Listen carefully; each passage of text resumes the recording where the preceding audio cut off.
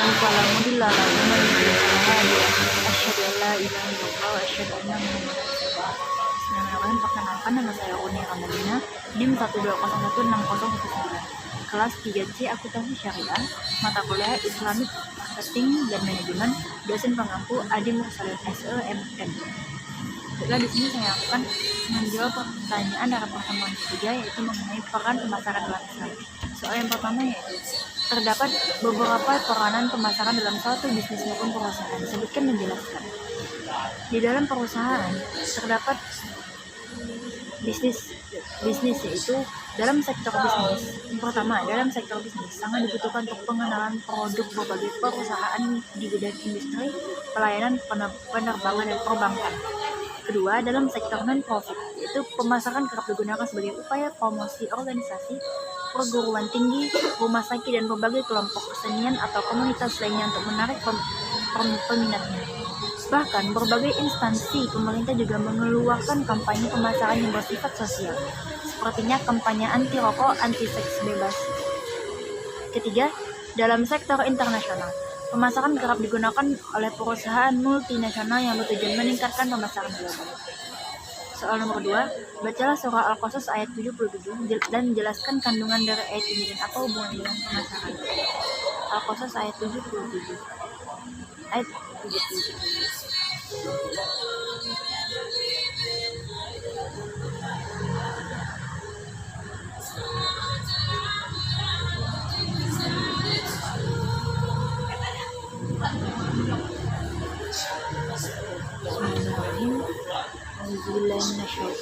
Bismillahirrahmanirrahim.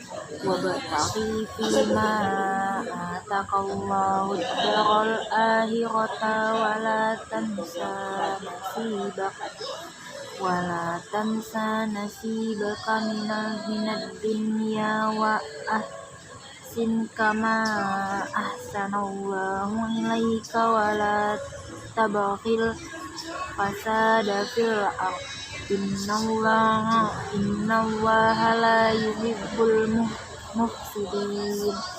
Yang isi kandungannya yaitu, di dalam surah ini Allah memerintahkan untuk kita mencari rezeki dengan cara yang halal, dan juga Allah melarang kita untuk selalu mengejar duniawi dan melupakan akhirat. Allah juga memerintahkan hamba-hambanya untuk selalu berbuat baik kepada sesama makhluk hidup, serta melarang hamba-hambanya untuk merusak bumi.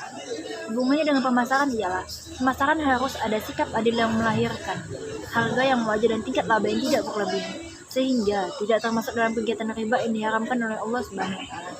Dalam hal ini, transaksi dilakukan secara benar dan tidak termasuk riba untuk mencari keutamaan dan keridhaan Allah, bahkan mendapat dukungan yang kuat dalam agama. Soal nomor 3. Apa yang dimaksud dengan harga adil? Yang dimaksud dengan harga adil ialah harga yang wajar atau adil, yaitu harga yang diperoleh berdasarkan kekuatan penawaran atau supply dan permintaan atau demand. Keempat, bagaimana sistem pasar menurut Islam?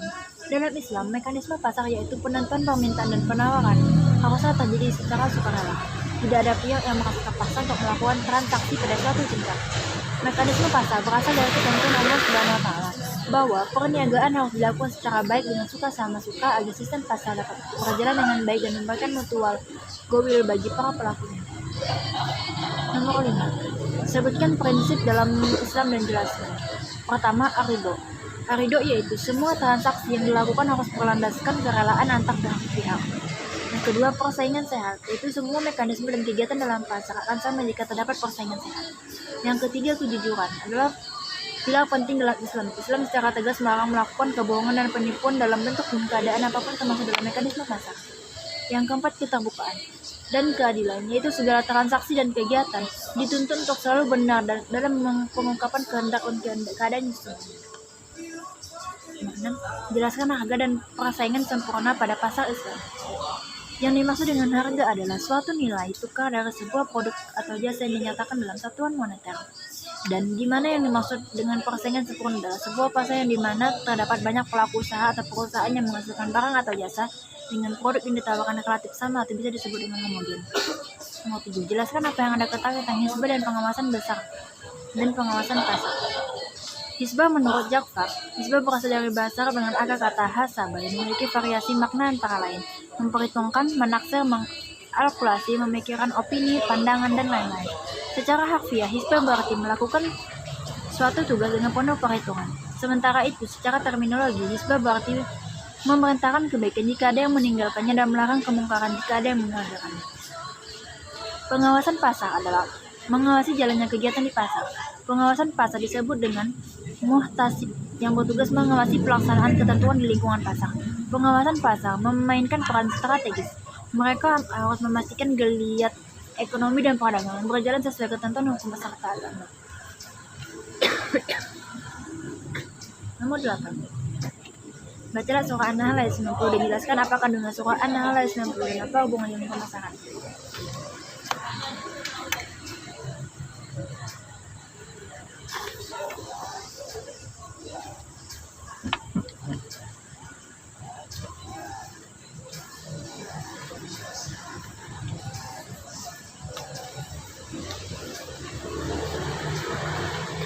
Bismillahirrahmanirrahim. Bismillahirrahmanirrahim.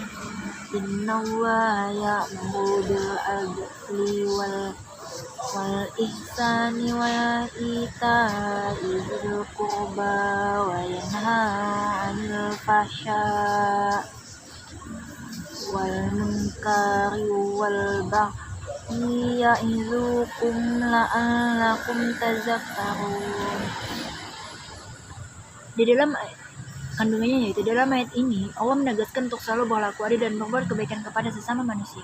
Allah juga melarang kita untuk berbuat keji, kemungkaran dan permusuhan. Hubungannya dengan pemasaran ialah Islam mengatur dan mengawasi pasar secara ketat. Tidak hanya lembaga hisbah, pengawasan pasar dapat dilakukan oleh semua orang. Sebagaimana sabda Rasulullah SAW tentang perintah untuk selalu berlaku adil dan mencegah kemungkaran. Nomor 9. Jelaskan mekanisme pasar pada masa Rasulullah, Khulafaur Rasyidin, dan Bani Umayyah dan Bani Abbasiyah. Pasar pada zaman Rasulullah ialah pada awal perkembangan Islam di Mekah, Rasulullah SAW dan masyarakat Muslim mendapat gangguan dan teror yang berat dari masyarakat kafir, sehingga perjuangan dan dakwah menjadi prioritas kala itu. Ketika masyarakat Muslim telah berhijrah ke Madinah, Rasulullah bergeser menjadi pengawas pasar Al-Muhtasib. Pada masa Rasulullah tersebut, mekanisme pasar sangat dihargai dan dijunjung tinggi. Rasulullah SAW secara tegas menolak keberadaan kebijakan tentang penetapan harga apabila terjadi kenaikan harga di Madinah kala itu. Selama kenaikan yang terjadi diakibatkan oleh kekuatan permintaan dan penawaran yang murni serta tidak berlandaskan dorongan monopolistik dan monopolistik, maka tidak ada alasan untuk tidak menghormati harga pasar. Rasulullah SAW juga melarang seseorang menukar kualitas barang dengan kualitas yang lebih rendah dengan harga yang sama serta mengurangi timbangan barang dagang. Pada masa Khulafaur Rasyidin adalah 4 khalifah pemimpin agama Islam dipercaya untuk meneruskan kepemimpinan Rasulullah SAW. Yang pertama yaitu Abu Bakar. Tidak banyak diketahui kebijakan mengenai harga yang dibuat oleh Abu Bakar, akan tetapi sebagai fuqaha secara syariah Islam termasuk masalah kebijakan tentang harga yang telah ditetapkan sebelumnya Rasulullah SAW. Kemudian Khalifah kedua Umar bin Khattab selama 10 tahun kepemimpinannya, Umar bin Khattab benar-benar menerapkan ekonomi syariah yang bersumber pada Al-Quran dan Hadis. Hal ini dapat dilihat dari peringatan keras Umar bin Khattab terhadap segala praktik penimbunan barang-barang yang menjadi kebutuhan masyarakat. Beliau tidak memperbolehkan seorang pun dari kaum muslimin untuk membeli barang-barang sebanyak-banyaknya dengan tujuan ikhtiar atau istinza. Umar bin Khattab juga mengadakan dan menjalankan hisbah yang telah dirintis sejak masa Rasulullah SAW. Khalifah yang ketiga yaitu Utsman bin Affan. Sebagai fuqaha, beliau mempunyai kepedulian tinggi terhadap penegakan hukum termasuk tentang ekonomi yang telah ditetapkan oleh Rasulullah SAW dan khalifah-khalifah sebelumnya. Yang keempat yaitu Ali bin Abi Thalib.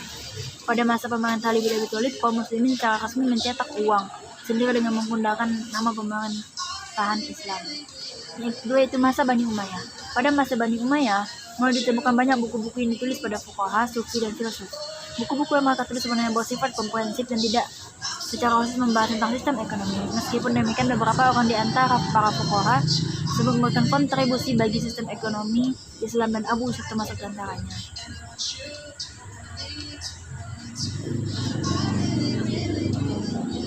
Yang ke-10, apa yang dimaksud dengan kekuatan pasar atau market power? Kekuatan pasar atau market power adalah suatu kemampuan pelaku pasar atau perusahaan dalam menaikkan harga barang, baik barang maupun jasa dalam pasar.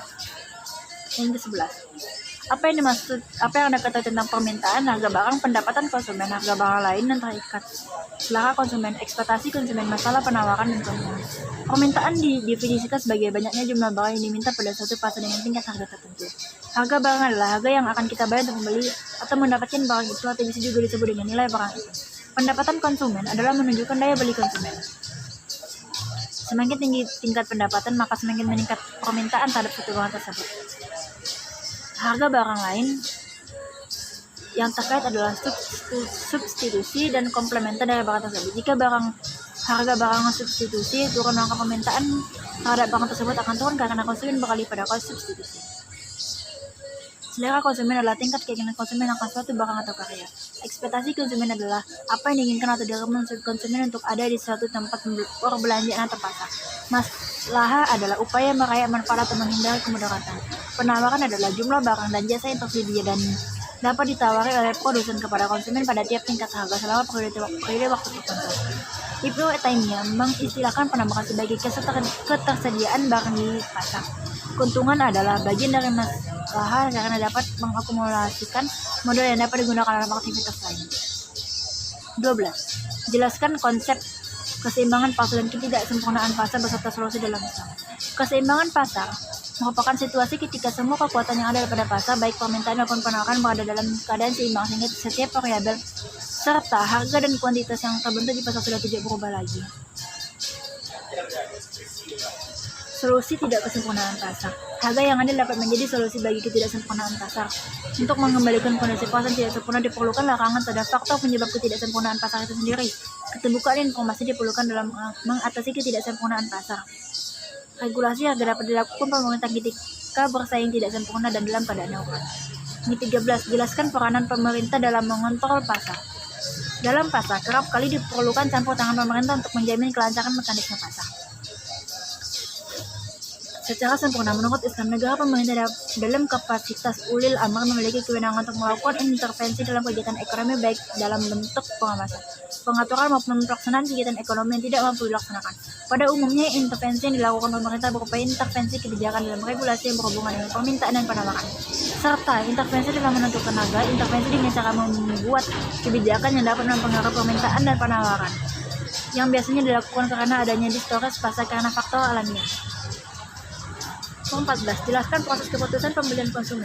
Sebelum melakukan pembelian, konsumen akan melakukan 5 proses keputusan dalam pembelian, yaitu yang pertama, pengenalan masalah, yang kedua, pencarian informasi, yang ketiga, evaluasi alternatif, keempat, keputusan pembeli, dan kelima, evaluasi pasar pembelian. Mungkin segitulah jawabannya bisa saya sampaikan untuk seluruh pertanyaan pada pertemuan ketiga. Sekian yang dapat saya sampaikan. Wassalamualaikum warahmatullahi wabarakatuh.